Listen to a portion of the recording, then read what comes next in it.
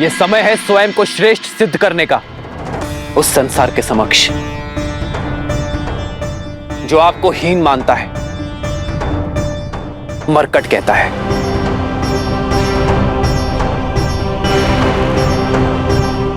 पर मैं आपको विवश नहीं करूंगा कि मैंने वानर राज की सहायता की है तो आपको भी करनी पड़ेगी। यदि रावण के भय के कारण आपके मन में संदेह है तो मत जाइए, पर यदि आप में से कोई भी मेरे भय से यहां है तो मैं अभी इसी क्षण आपको इस भय से मुक्त करता हूं। लौट जाइए, क्योंकि आपके समक्ष बाली का वध करने वाला वनवासी नहीं खड़ा, आपके समक्ष अयोध्या का युवराज नहीं खड़ा,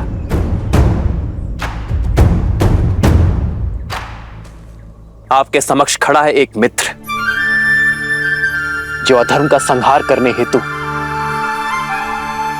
अपने वानर मित्रों की सहायता चाहता है।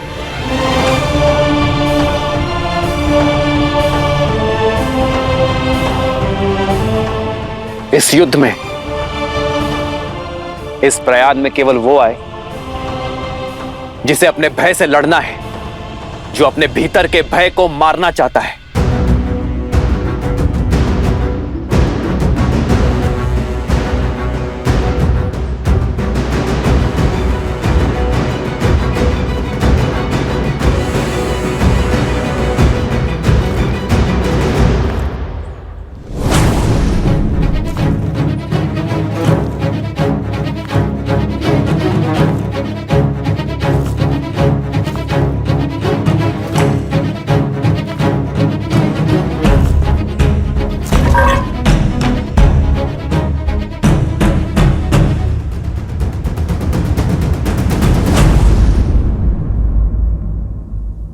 मैं दूंगा आपका साथ।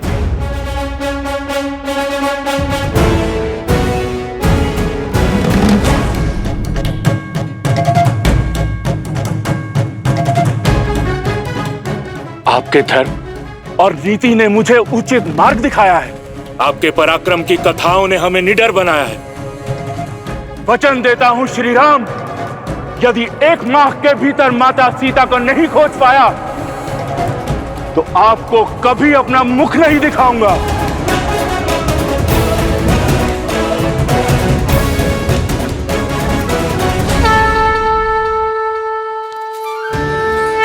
हाँ श्री राम, हम भी आपके साथ हैं। हम भी आपके साथ हैं प्रभु। हम आपके साथ हैं। हम आपके साथ हैं। आपके शब्दों ने हमारे मन के हर भय, हर संदेह को समाप्त कर दिया है। हम सब आपके साथ हैं श्री राम। हम सब आपके साथ हैं श्री राम। तो भय के बीच वन में छिपकर रहने वालों का अंत हुआ। बताइए कौन है आप? क्या है आपका परिचय? भय के लिए भयंकर हैं। हम राम के रुद्र हैं। शंकर है हम।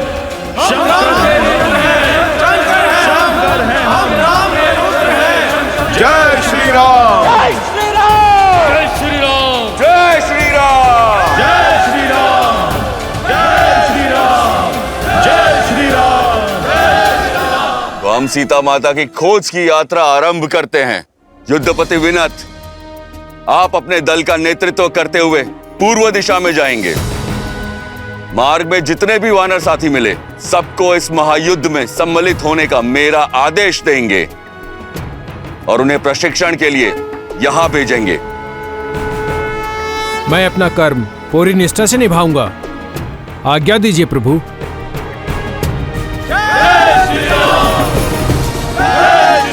महाबली अचिस्मल और अजीरमल, आप दोनों भाई पश्चिम में जा रहे दल का नेतृत्व करेंगे।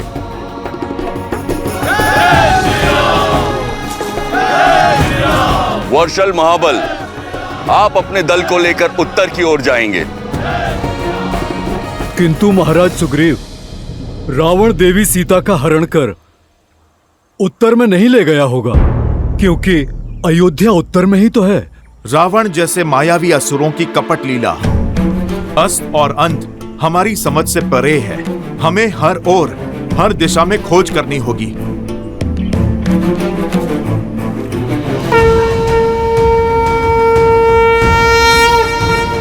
उठो वर्षलबल, जब तुम उत्तर दिशा की ओर जाओगे तो मेरे भाई भरत का समाचार अवश्य लेकर आना। कैसा है वो, कैसी है मेरी अयोध्या, मेरी 3 माताएं, ये मैं जानना चाहूंगा वर्षलबल। और हाँ, स्मरण रखना कि तुम्हारे आने की भरत या किसी भी अयोध्या वासी को भनक ना लगे, अन्यथा मेरा भरत और मेरी अयोध्या चिंतित हो उठेगी। जो आज्ञा प्रभु। जय श्री राम, जय श्री राम, जय श्री राम, जय श्री राम। श्री राम, हमने रावण को माता सीता का हरण कर दक्षिण की ओर जाते हुए देखा था, और लंका भी कहीं दक्षिण में ही है। इसलिए दक्षिण में खोज मेरा सबसे कुशल दल करेगा, जिसका नेतृत्व अंगद के कंधों पर होगा, और साथ होंगे जामवंत, नल, नील और महाबली हनुमान। श्री गुरु चरण सरोज रज, निज मन गुरु सुधारी,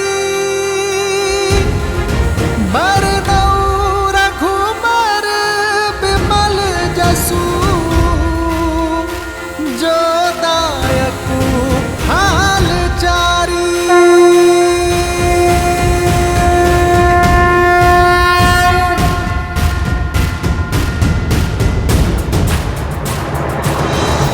हनुमान, तुम्हारे स्पर्श मात्र से तुम्हारे निश्चय का आभास हो गया है मुझे। मुझे पूरा विश्वास है तुम पर कि तुम सीता को खोज मेरे संकट का मोचन करोगी।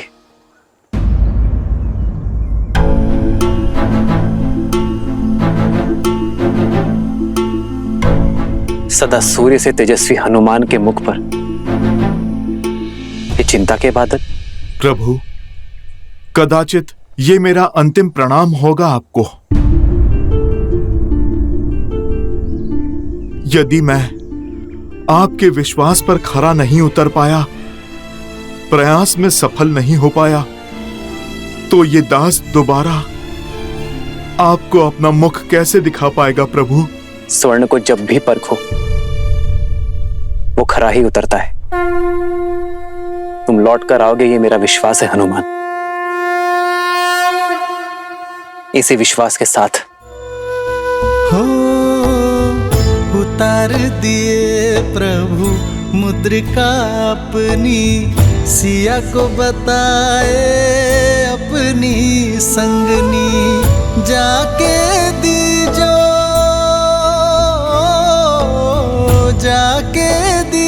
रघुवर की निशानी, जाके दीजो रघुवर की निशानी।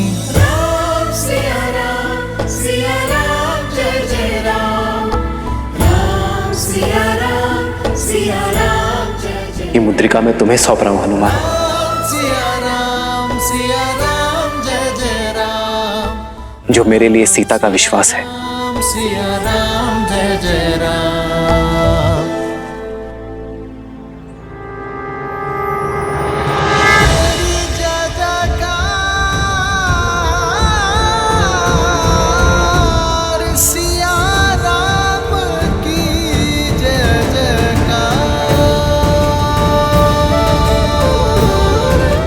जब सीता मिले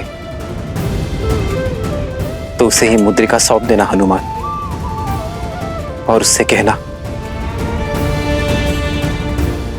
कि मिलन की व्याकुलता से मैं भी उतना ही घिरा हूं जिस प्रकार सीता के नेत्रों से वियोग के अश्रु नहीं थम रहे होंगे। उसी प्रकार राम के नेत्रों का बांध भी नहीं रुक रहा है। राम सिया राम सिया राम सिया उसे बताना कि उसका पता चलते ही मैं क्षण भर का भी विलंब नहीं करूंगा और शीघ्र अतिशीघ्र उसका राम उसे लेने अवश्य आएगा। इतना बड़ा उत्तरदायित्व। उत्तरदायित्व तो हमें उत्तर देने के योग्य बनाते हैं हनुमान, और हमारे विश्वास से हमारे प्रयास सफल होते हैं। तुम्हें लौटना होगा हनुमान, सीता की सूचना के साथ, क्योंकि यह यात्रा केवल सीता की खोज की नहीं, तुम्हारे स्वयं को खोजने की भी है।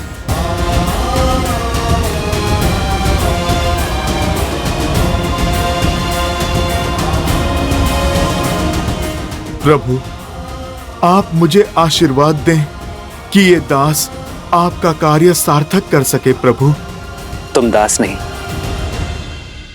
मेरे अनुज हो हनुमान, उतने ही प्रिय जितने लक्ष्मण, भरत और शत्रुघ्न।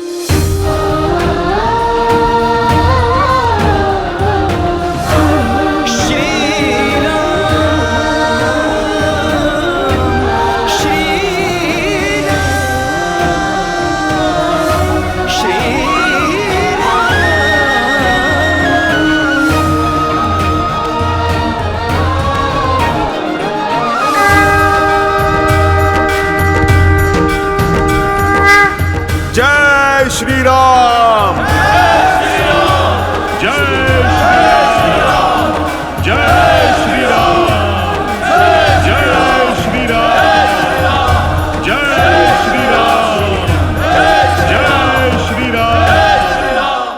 विषम और प्रतिकूल परिस्थितियों में भी धैर्य का हाथ थामे शांति, सतर्कता और सकारात्मकता के साथ आगे कैसे बढ़ा जाए, ये कोई मेरे प्रभु श्री राम से सीखे। किंतु अब तक तो उन्हें यह भी ज्ञात नहीं कि रावण देवी सीता को लेकर कहां गया है। क्या उनके ये प्रयास सफल हो पाएंगे महादेव? देवी, यदि मनुष्य किसी एक विचार को अपने जीवन का लक्ष्य, एकमात्र ध्येय बना ले, उसे संकल्प बनाकर अपने हृदय में बसा ले, तो कौन है जो उस मनुष्य को उसकी लक्ष्य पूर्ति से रोक सकता है?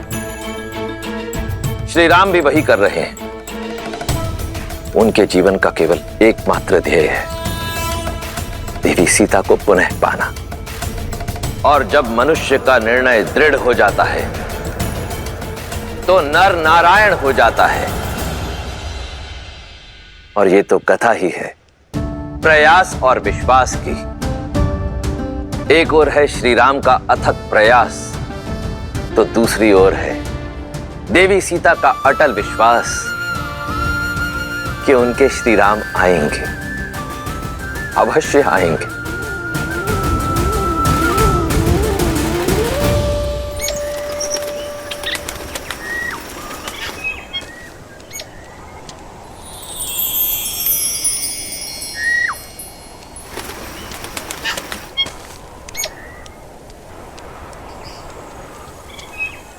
जितना सुंदर रूप उतनी ही मधुर ध्वनि।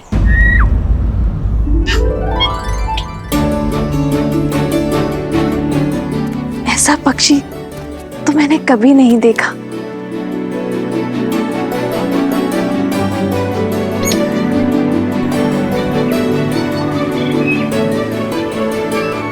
ये तो कोई प्रवासी पक्षी है, किंतु इसने लंका की सीमा में प्रवेश कैसे किया?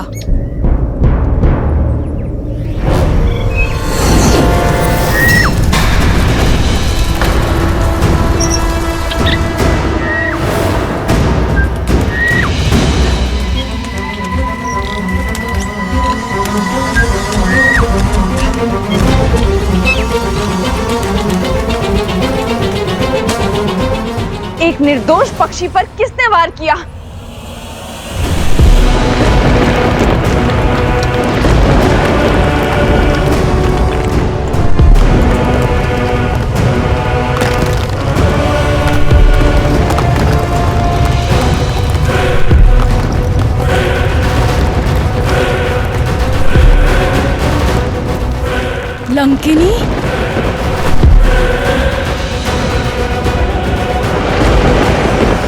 लंका की रक्षिका लंकिनी है ये। इसकी दृष्टि से बचकर एक तिनका भी लंका में प्रवेश नहीं कर सकता।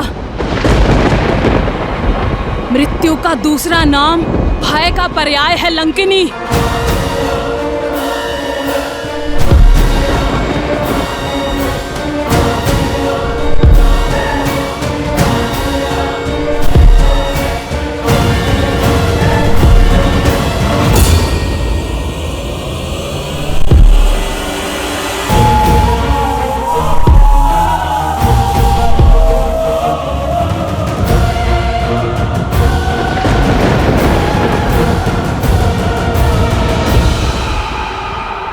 लंका की रक्षिणी लंकिनी को त्रिजटा का प्रणाम।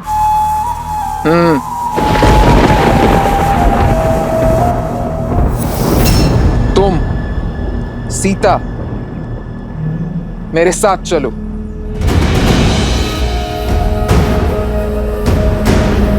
जाओ।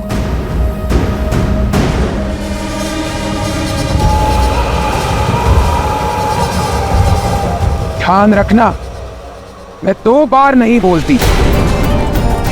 आज्ञा का पालन करो, अन्यथा ऐसे ले जाऊंगी जैसे मिट्टी से सूखी घास का तिनका उखाड़ा जाता है। समझी? अब चलो मेरे साथ।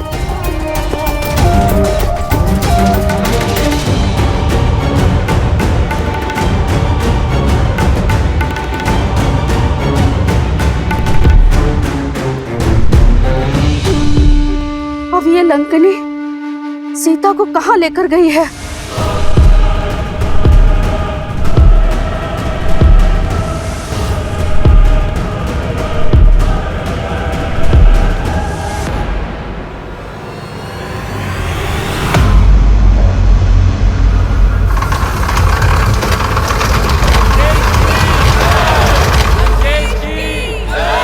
जाओ।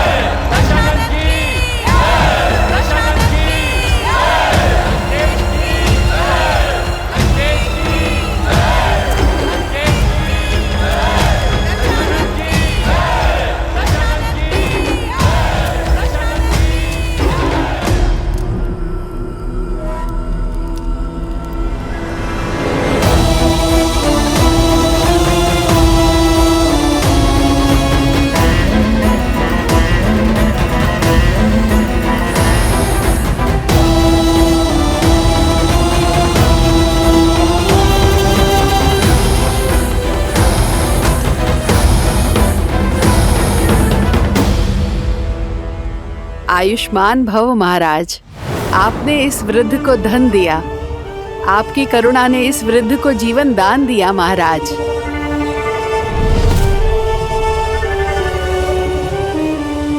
लंका की भांति ही आपका भविष्य भी स्वर्णमयी रहे।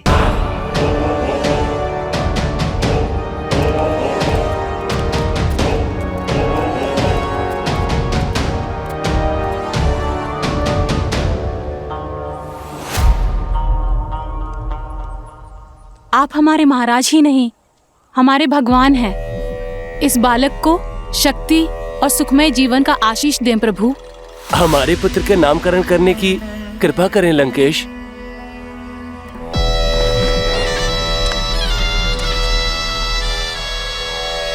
तेज है इसके मुख पर, विलोहित नाम होगा इसका।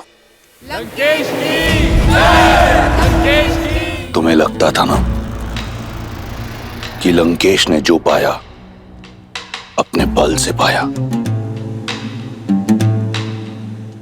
देखो अपने चारों ओर, देखो इस प्रजा को, इनके प्रति कितनी करुणा है लंकेश को। देखो लंकेश की प्रजा के मन में लंकेश के प्रति कितना सम्मान, कितना स्नेह, कितना आदर है। ये मुझे अपना महाराज नहीं अपना भगवान मानते हैं, क्योंकि मेरे आने से पहले इनके पास कुछ नहीं था, ना बल, ना भोजन, ना स्थल। आज इनके पास सब कुछ है। आज इनके पास रहने को घर है, ये स्वर्ण लंका है, बल है, शक्ति है, और सबसे बड़ी बात, इनके पास इनका सम्मान है। तुम्हारे राम की करुणा ने एक अहिल्या का उद्धार किया है, परंतु मेरी करुणा ने संपूर्ण राक्षस कुल का उद्धार किया है। करुणा उसे शोभा देती है जो शक्तिशाली हो, सक्षम हो। तुम्हारा निष्कासित राम, जिसकी स्वयं की दशा करुण है, जो अपने प्रजा के दायित्व से भाग हुआ, वहीं मैं रावण सदा अपनी प्रजा के लिए दृढ़ खड़ा रहा। देखो अपने चारों ओर, यहां ना दारिद्रता है और ना दुख। मेरी प्रजा मेरे लिए प्राण देने को तत्पर है। अब बताओ, क्या मैं करुणामयी रावण उस वनवासी राम से अधिक योग्य नहीं?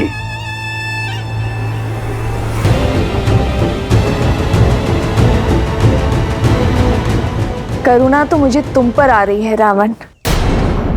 बल और ज्ञान का प्रकाश होते हुए भी अंधकार से घिरे हो तुम।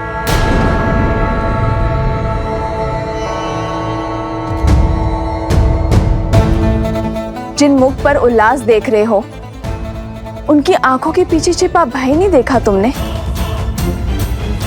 जिस उद्घोष को निष्ठा की जयकार समझ रहे हो तुम, उसके पीछे छिपे भय की चित्कार नहीं सुने तुमने? भगवान वो नहीं जो दीनों के राजा हो, बल्कि दीनों के बंधु हो।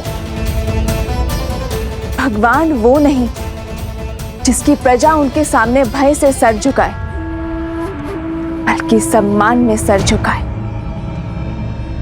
भगवान वो नहीं जो अपना दिया गिनवाते हो, बल्कि देते हैं बिना किसी अपेक्षा के। जो अपनी प्रजा में भय नहीं, बल्कि कुछ करने का उत्साह जगाते हैं। वो है मेरे श्री राम। रघुकुल की रीत निभाने के लिए राजधर्म त्याग कर रघुकुल की मर्यादा निभाई। हाँ रावण, मर्यादा। और तुम अपनी तुलना मेरे श्री राम से करने का दुस्साहस कर रहे हो। उस दिन तुम मुझे अपने भीतर का आधा राक्षस दिखा रहे थे ना? यदि तुमने अपने भीतर के आधे नर को जगाया होता, तो मेरे करुणामयी राम को समझे होते कि प्रजा का वास्तविक सुख क्या है। जिस दिन तुमने अपने भीतर के राक्षस को परास्त कर ज्ञानी ब्राह्मण को महत्व दोगे, उस दिन तुम समझोगे कि तुम्हारा चरित्र मेरे श्री राम के चरणों के धूल समान भी नहीं।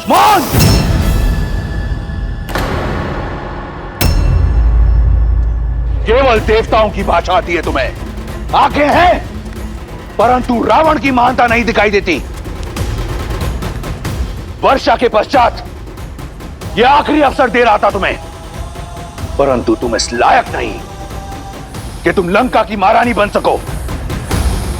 मिथिला में तुमने जन्म लिया, परंतु अज्ञानी हो तुम। विवेक नहीं सीखा तुमने। तुम किसी राजकुल में जन्म लेने योग्य नहीं। अयोध्या की रानी क्या, तुम तो किसी की दासी बनने योग्य भी नहीं। मूर्ख! क्षमा कीजिए भैया, किंतु आप अपनी सीमा लांघ रहे हैं।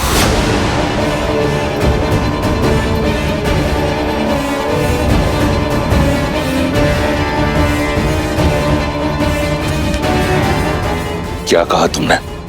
मैं तो केवल ये कह रहा था कि वो एक स्त्री है, और स्त्री चाहे शत्रुकुल की ही क्यों ना हो, सम्मान की पात्र होती है।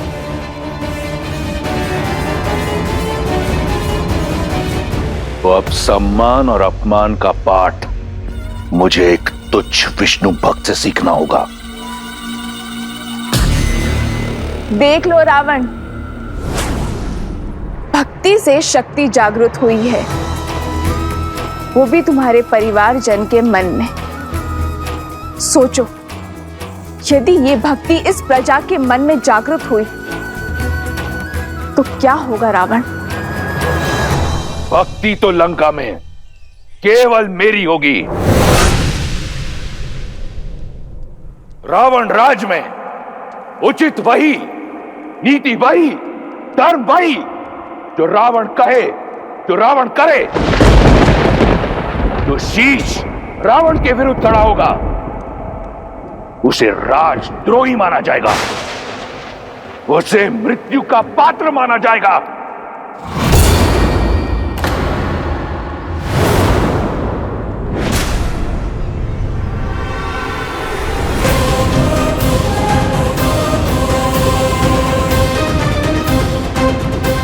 नहीं पिताश्री, ये आपके अनुज है, परिवार है, इनके प्राण मत लीजिए।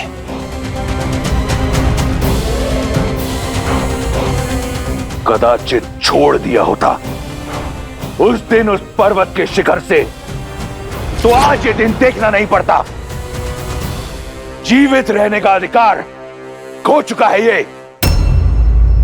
तो ये है लंका का धर्म, लंकेश का न्याय,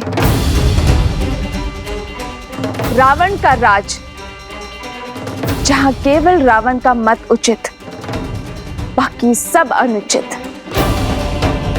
और यदि मंत्री ने मंत्रणा दी तो उसका वध कर दिया जाता है। अभी तो तुम करुणा की दुहाई दे रहे थे, मेरे श्री राम, जो अपने भाइयों के लिए, अपनी प्रजा के लिए जीवन दे सकते हैं। तुम स्वयं अपने हाथों से अपने भाई का जीवन ले रहे हो। यह है तुम्हारी करुणा। करुणा का नाता धैर्य से होता है रावण। एक सच्चा शासक अपनी प्रजा को साथ लेकर चलता है, उनके विचारों का आदर करता है, उनका चित्त, उनका मन हरता है, उनके प्राण नहीं। और जिसे तुम करुणा समझ रहे हो रावण, वो तुम्हारा भय है सब पर।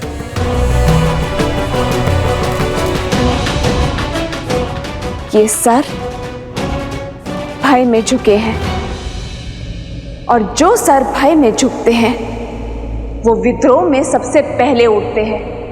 प्रमाण तुम्हारे सामने है।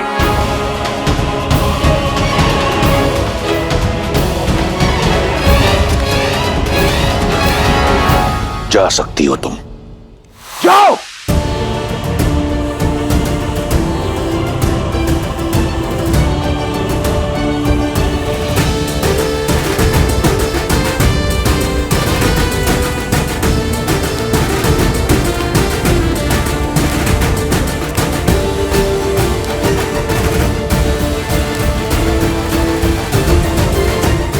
आज तो बच गए, परंतु स्मरण रहे,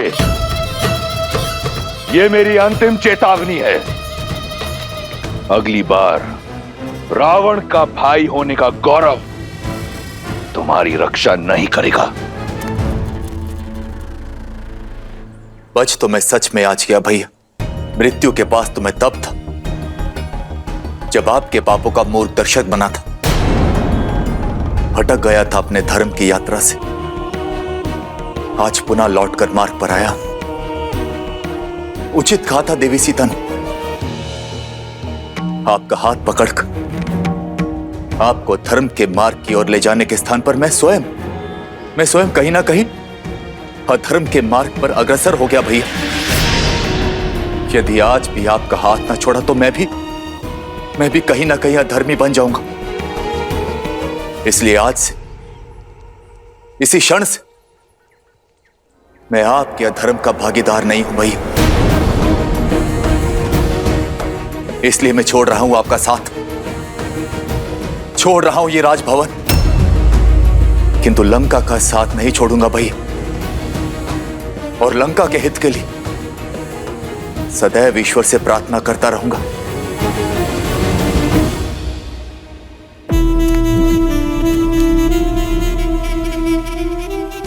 लंका और लंकेश को तुम्हारी प्रार्थना की आवश्यकता नहीं, मुझे ना तुम्हारे साथ की कभी आवश्यकता थी और ना होगी।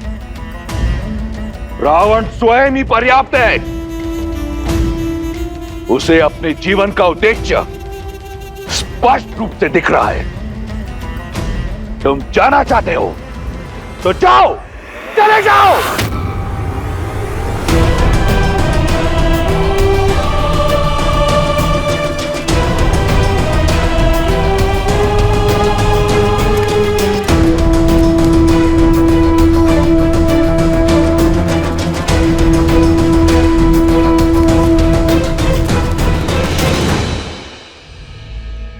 जाते जाते एक भाई का धर्म अवश्य निभाऊंगा। अपनी आंखें खोलिए भैया, देवी सीता के कथनों से इतना तो जान गया कि राम कोई साधारण मनुष्य नहीं है। समय रहते उनसे क्षमा मांग लीजिए, अन्यथा आपका अंत निश्चित है भैया। इससे पहले कि तुम्हारे आत्मा की शांति के लिए प्रार्थना पड़ी जाए, चले जाओ यहां से। कायर, जाओ।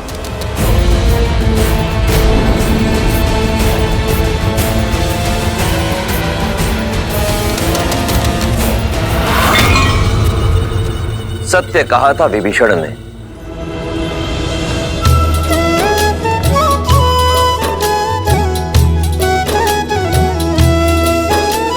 चले सकल बन खोजत, सरिता सरगिरि खोहा। राम काज ललीन मन, बिसरा तन कर छोहा।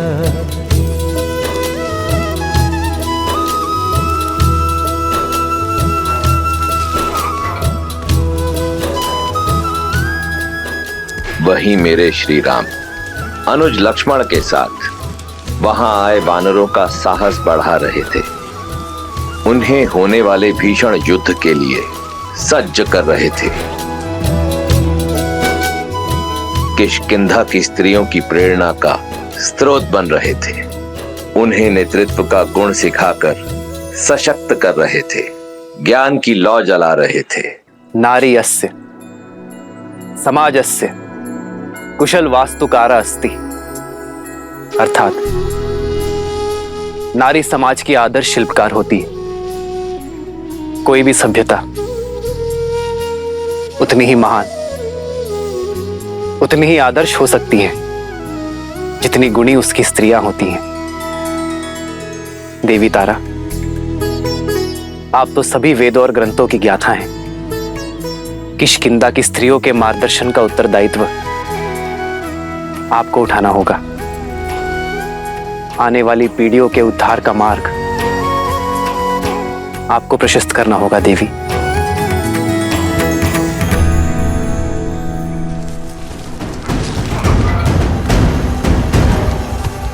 सब में आशा की किरण फूंकने वाले श्री राम के लिए आशा की किरण अभी दूर थी। देवी सीता की खोज में कई टुकड़ियां लौट रही थीं और लक्ष्मण की अधीरता बढ़ती जा रही थी। किसी दिशा में देवी सीता की कोई सूचना नहीं थी।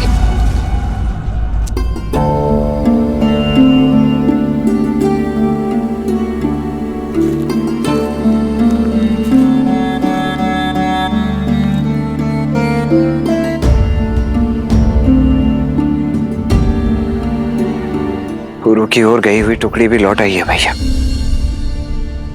उन्हें वहां भी अभिमा या रावण के कोई चिन्ह नहीं मिले। भैया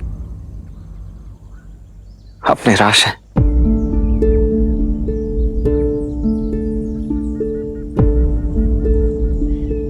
संध्या होने को है लक्ष्मण, दीपक जला दो। जो आ गया भैया।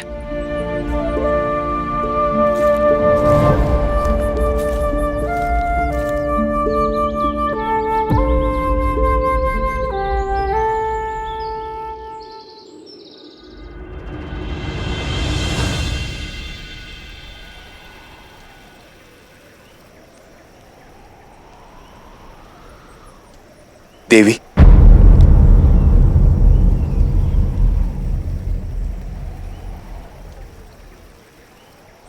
सबसे पहले तो मैं अपने भाई रावण के किए के लिए आपसे क्षमा प्रार्थी हूं। अहंकार ने उनकी बुद्धि हर ली है देवी। आपके मुख से श्री राम का वर्णन सुन अनुभूति हुई कि भक्ति के जिस मार्ग पर चलने का मेरा उद्देश्य था, मेरी इच्छा थी, उसका लक्ष्य केवल श्री राम है। देवी, मेरा मन सदा से नारायण की भक्ति में रमा रहा है और अब मेरा रोम रोम कह रहा है कि श्री राम ही नारायण है, जो जगत कल्याण के लिए मनुष्य रूप लेकर आए हैं। अहिल्या को तारने वाले, ताड़का को मोक्ष देने वाले सियापति श्री राम, और वो साधारण मनुष्य तो हो ही नहीं सकते।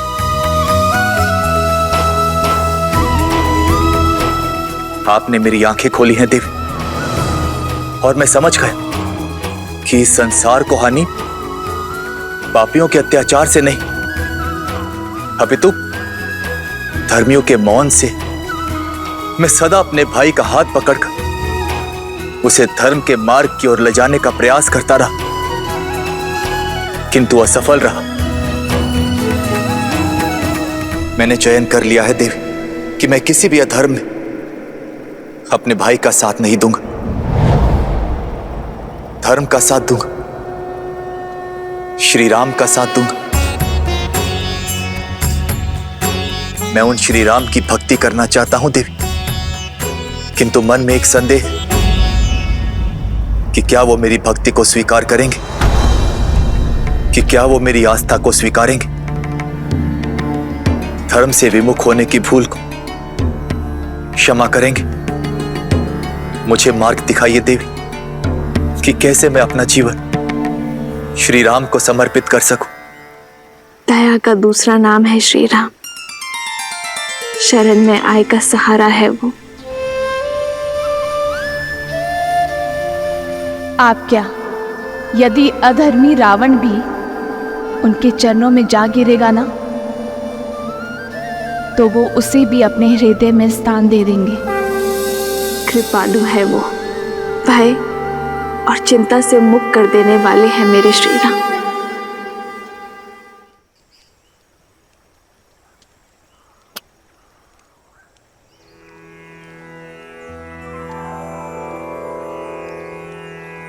श्री रामचंद्र कृपालो भज मन हरण भव भय दारुणम् नव कंजलोचन कंज मुख कर कंज पद कंजारुणम्।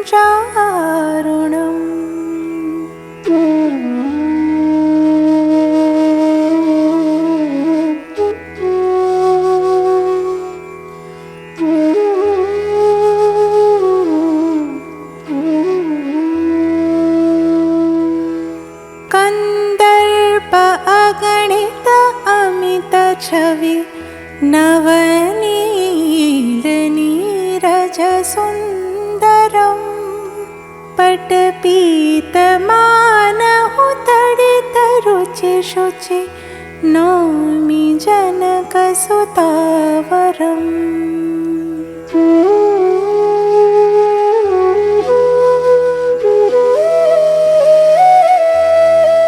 भजु दीन बंधु दिनेश दानव दैत्यवंश निकंदनम रघुनंद आनंद कंद कौशल रामचन्द्र दशरथनन्दनम्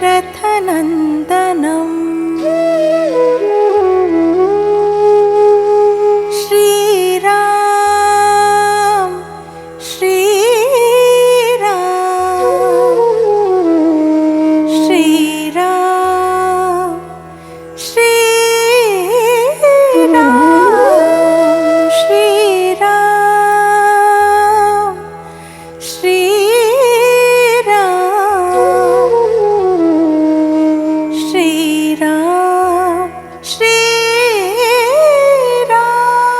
श्रीराम श्रीराम श्रीराम।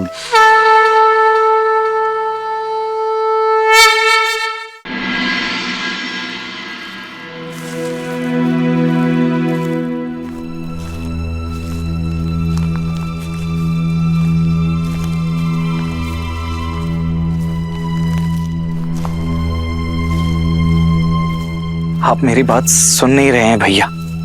यदि हमें भाभी माँ को अवश्य मिलेगी लक्ष्मण। देखो संध्या हो गई है पर दीपक भी जल रहा है।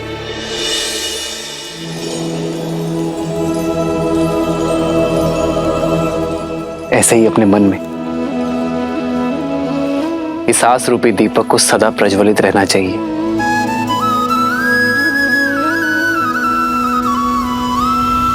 भली प्रकार सिया को समझाना, बताई प्रेम और बल चले आना।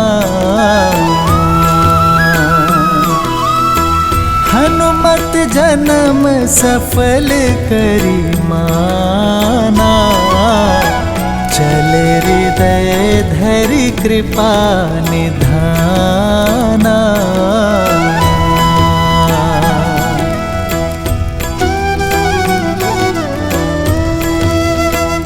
हमें अलग अलग टुकड़ियों में बंट जाना चाहिए। एक कार्य करते हैं, आप उस दिशा में देखिए और एक टुकड़ी उस ओर।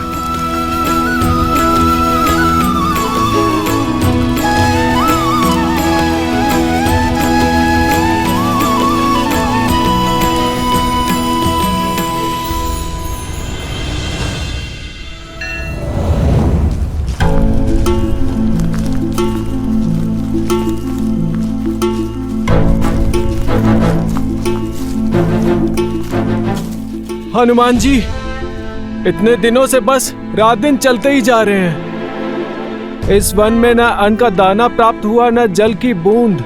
ऐसे में तो अपना उद्देश्य पूर्ण करने से पहले ही अपना देह त्याग देंगे। उचित कहा भ्राता।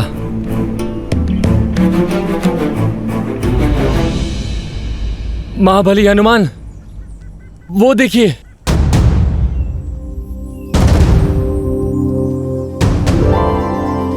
इस सूखे प्रदेश में फलदार वृक्ष।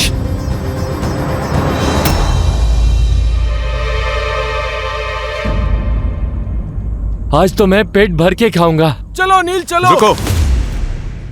चारों ओर सूखे वृक्ष के बीच एक फलदार वृक्ष का होना संदेहदायक है। हमें सावधान रहना चाहिए। हनुमान जी, आप व्यर्थ में ही चिंता कर रहे हैं। प्रभु की भेंट है, ग्रहण करने दीजिए।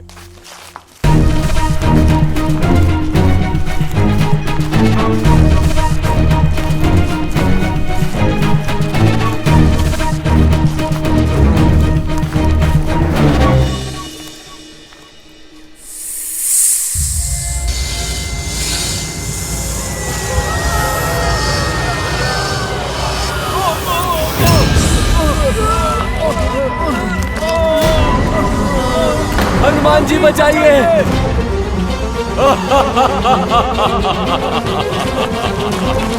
हनुमान जी बचाइए। हनुमान जी बचाइए।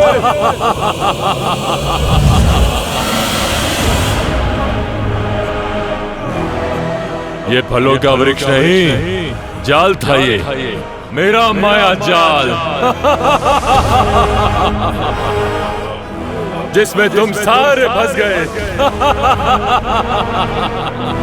ये तुम्हारे भोजन का स्थान नहीं, मेरे भोजन का स्रोत है। इस उजड़ वन में जो भी आहार की खोज करता है वो मेरा आहार बन जाता है। हनुमान काका,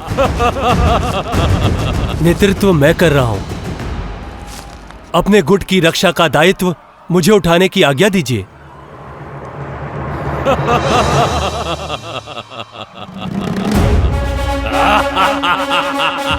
जय श्री राम।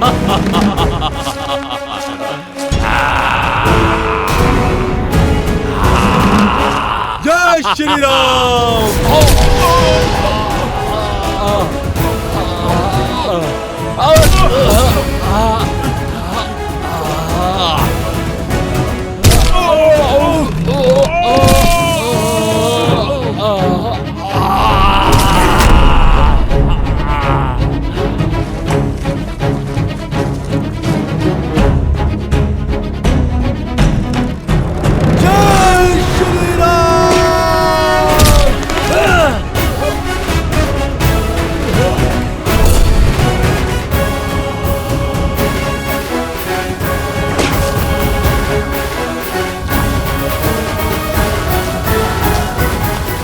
हम सबको आप पर गर्व है युवराज अंगद। अति उत्तम अंगद, आज तो तुमने सिद्ध कर दिया कि किष्किंधा का भविष्य योग्य हाथों में है। सब आप ही से सीखा है हनुमान काका। आपकी शिक्षा और दीक्षा की वजह से ही आज ये संकट टाल पाया हूँ। संकट अभी टला नहीं है। कुछ समय पूर्व हमारे साथ 30 वानर थे, किंतु अभी आधे ही शेष बचे हैं। जैसे जैसे समय बीत रहा है हमारे साथी पीछे छूटते जा रहे हैं, और ऐसा ही चलता रहा तो श्री राम को दिया वचन निभा नहीं पाएंगे हम। आप ही कोई मार्ग निकालिए हनुमान जी।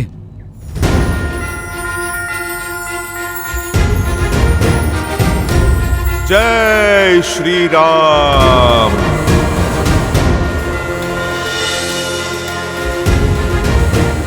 प्रभु की भक्ति ही हमें यहां तक लाई है, तो आगे का मार्ग भी हमें प्रभु की भक्ति ही दिखाएगी।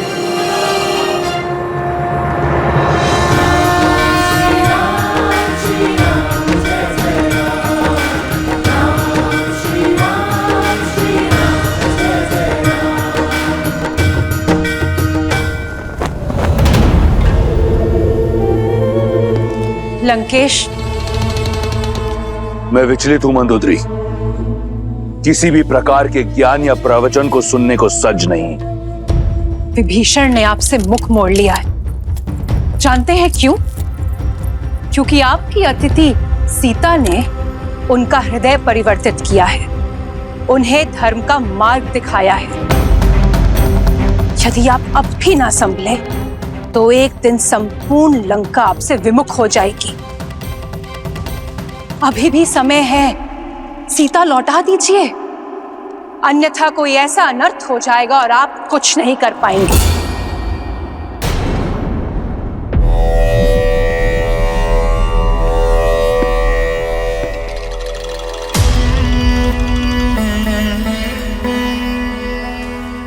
समझता हूं तुम्हारी व्याकुलता, तुम्हारी चिंता का वास्तविक कारण समझता हूं।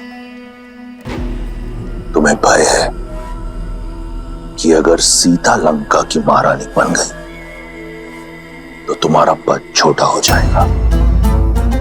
लंकेश के साथ सीता का नाम लिया जाएगा, इसका भय है ना तुम्हें? शीघ्र ही तुम्हारा ये बुरा स्वप्न सत्य बनने वाला है। सीता लंका की महारानी बनेगी और तुम कुछ नहीं कर पाओगी। परंतु ये कोशिश अवश्य करना कि ये जो तुम्हारे भीतर चल रहा है, ये द्वंद, इसे विष बनकर अपने नेत्रों या बोली में बाहर मत उगलना। पिताश्री,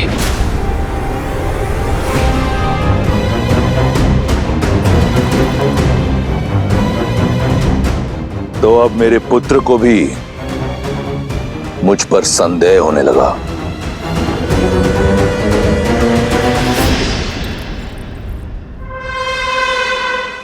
संदेह नहीं, दुख हुआ है मुझे कि आपने चाचा श्री को महल से निष्कासित कर दिया, जबकि उन्हें तो लंका से ही निष्कासित कर देना चाहिए था। हाँ पिताश्री, मैंने इस विषय पर बहुत विचार किया। हिम भी अपने ही जल में पिघल जाता है। ऐसे लंका के भेदी ही घर परिवार के टूटने का कारण बनते हैं। मैं जानता हूं कि वो मेरे चाचा श्री हैं, आपके अनुज हैं। इसीलिए आपको उन पर प्रहार करने से रोका मैंने। किंतु अब वो उस स्त्री का समर्थन कर रहे हैं जो आपके विरुद्ध है, और ये मुझे कदापि स्वीकार नहीं। एक सपेरा भी अपने सर को बंद करके रखता है पिताश्री, अपने गले में पहनकर नहीं। चाचा श्री संकट बन सकते हैं। प्रसन्नता हुई ये जानकर कि कोई तो है लंका में जिसे आज भी मेरी चिंता है। मैं उस महादेव का भक्त हूं जिसके गले में सबसे बड़ा विषधर है, विभीषण। मेरा विष्णु भक्त भाई मेरे विरोध में अवश्य खड़ा है, परंतु मेरा शत्रु नहीं। मैं चाहता हूं कि वो यहीं लंका में रहकर मेरी शक्ति का साक्षी बने, स्वयं देखे सीता को मेरे समक्ष झुकते हुए, उसकी आशा को छिन्न भिन्न होते हुए। उसके उपरांत लंका में उठ रहे हर विरोध पर विराम लग जाएगा।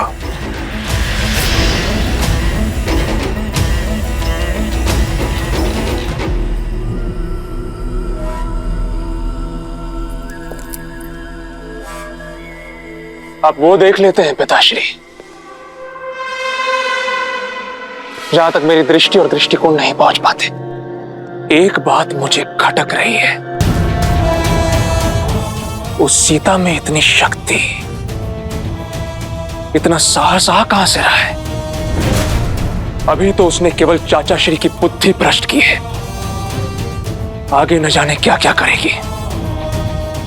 अपने पति और परिवार से तो वो दूर है ही, आपने चतुर्मास से उसका भोजन भी बंद करवा दिया है। तो फिर बिना अन्न और जल के उसमें इतनी ऊर्जा कहां से रही है?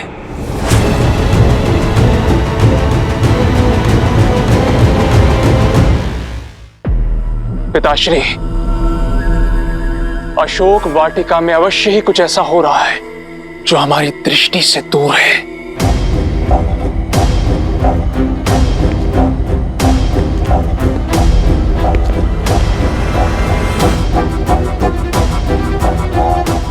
तुम्हारी दृष्टि उस ओर गई जिस ओर मैंने विचार नहीं किया था। सही कहा तुमने, कुछ तो अवश्य है जो अशोक वाटिका में हम जानते नहीं। तो पता लगाना होगा पिताश्री। इस कार्य के लिए कोई है तुम्हारी दृष्टि में? मेरा अनुज अक्षय कुमार।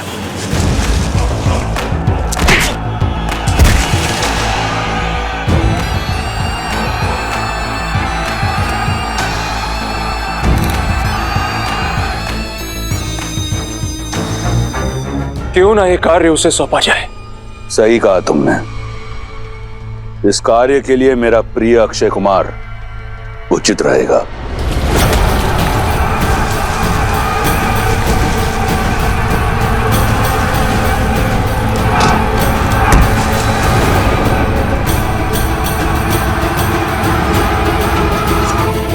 जाओ, कहो उसे कि उसके पिता ने उसे यहां बुलाया है। जी पिताश्री। रुको मेघनाथ, मैं भी चलूंगा तुम्हारे साथ।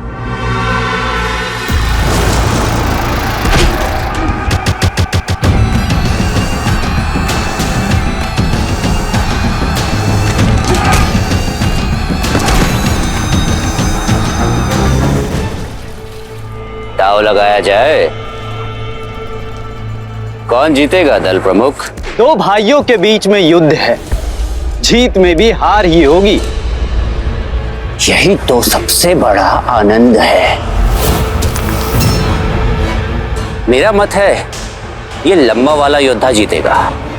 इसका गठीला शरीर, लंबाई इसकी सहायता करेंगे।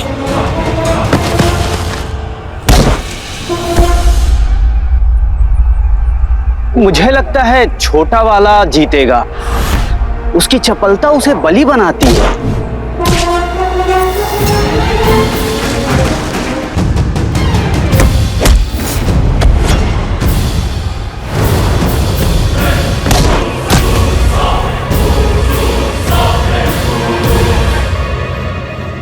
अद्भुत।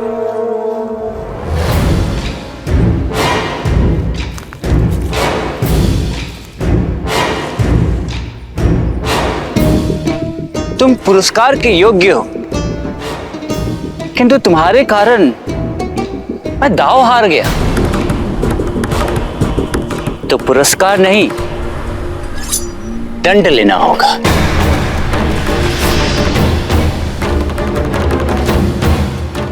अंत कर दो अपने भाई का।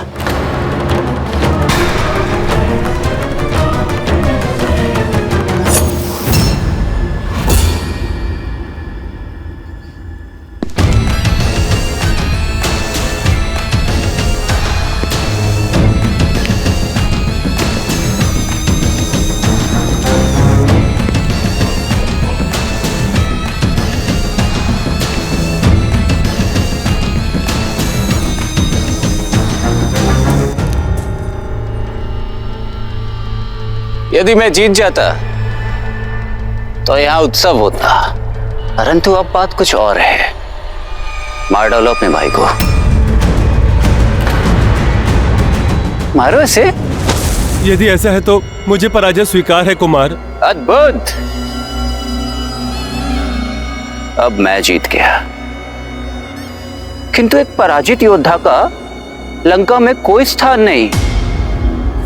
तुम्हें जाना होगा। यमलोक।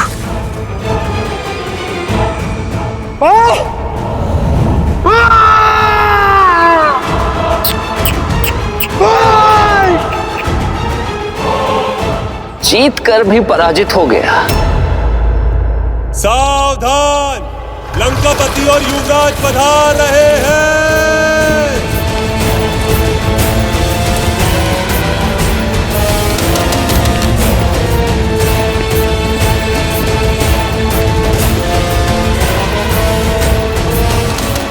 क्षमा कीजिए पिताश्री, फिर आप ही बताइए ना, और क्या करता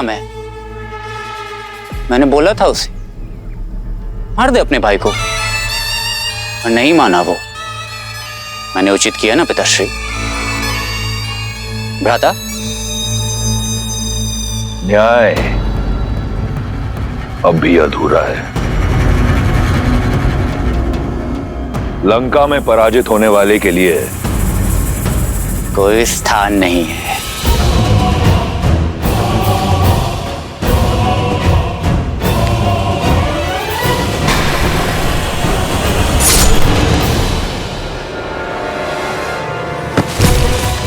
ये हुई ना लंकेश के पुत्र वाली बात।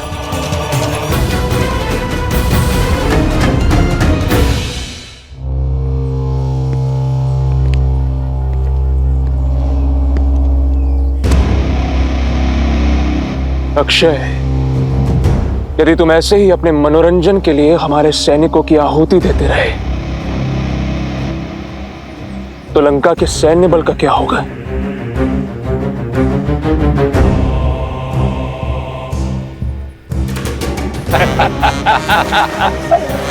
अक्षय, मेरे अनुज, आपके और मेरे होते हुए किसी और की आवश्यकता ही क्या है भैया?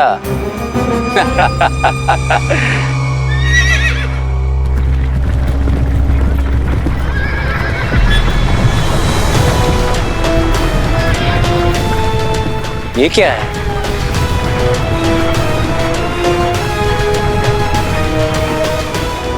कितना सुंदर! ऐसा दिव्य रथ किसका है भैया? तुम्हारा, पिताश्री की ओर से।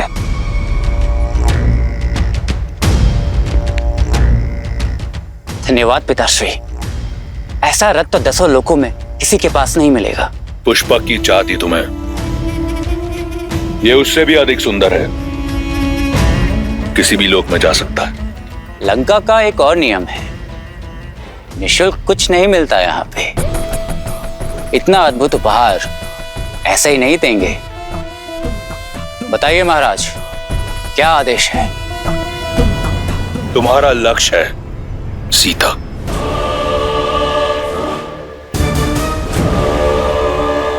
कहने की आवश्यकता नहीं है पिताश्री, जानता हूं आप क्या कहना चाहते हैं।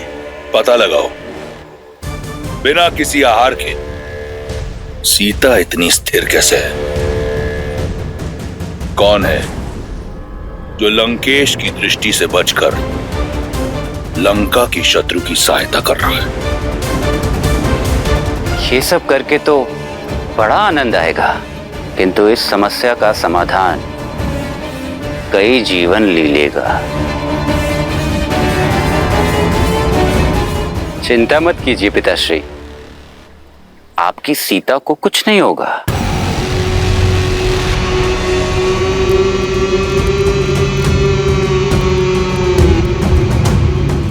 धन्यवाद त्रिजटा।